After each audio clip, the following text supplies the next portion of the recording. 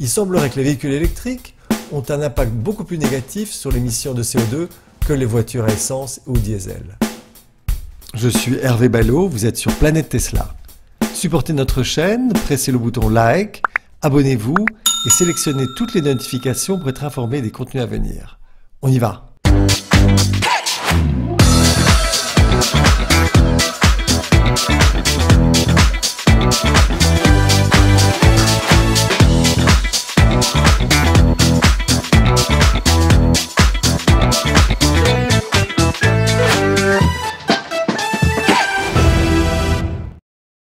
Si tu veux supporter cette chaîne, clique like maintenant parce que l'algorithme de YouTube a changé récemment. Merci.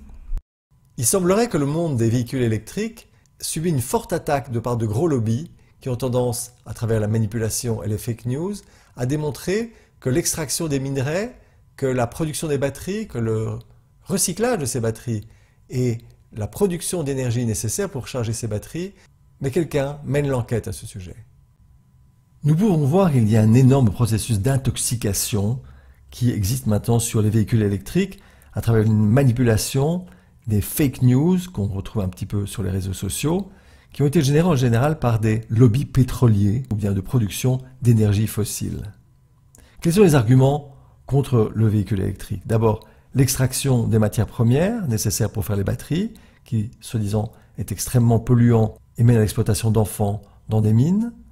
Le recyclage qui semblerait ne pas être possible à un niveau acceptable et donc une grande perte de ces matières premières non renouvelables qui seraient jetées dans la nature librement et sans contrôle.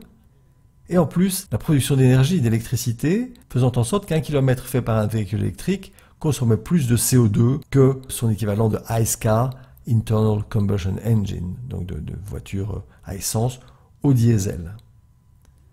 Ces lobbies, naturellement, sont très actifs parce qu'ils sont très préoccupés par toutes les regulations, toutes ces nouvelles normatives générées par exemple par l'Europe.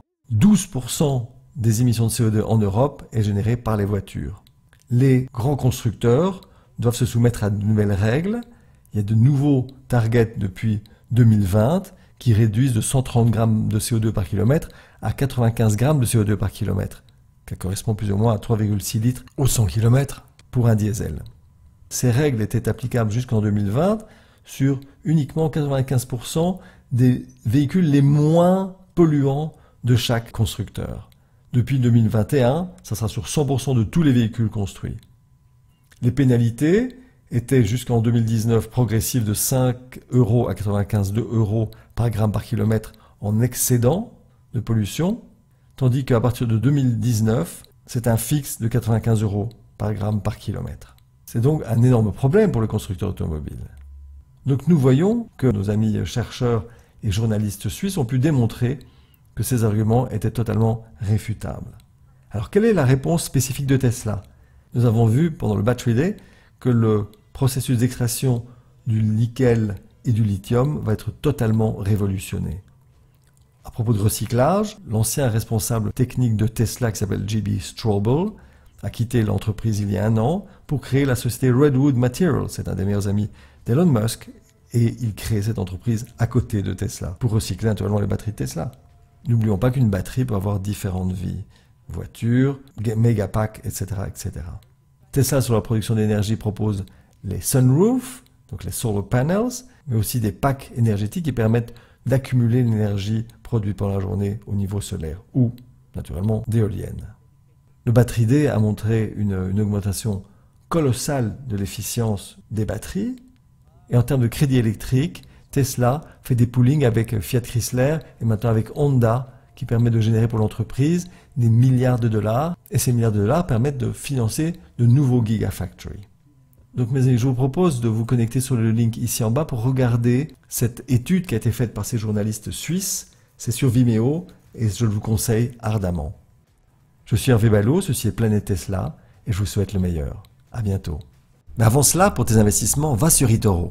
No commission, zero, nada, zilch with CopyTrader. Just find a top investor on eToro and hit copy.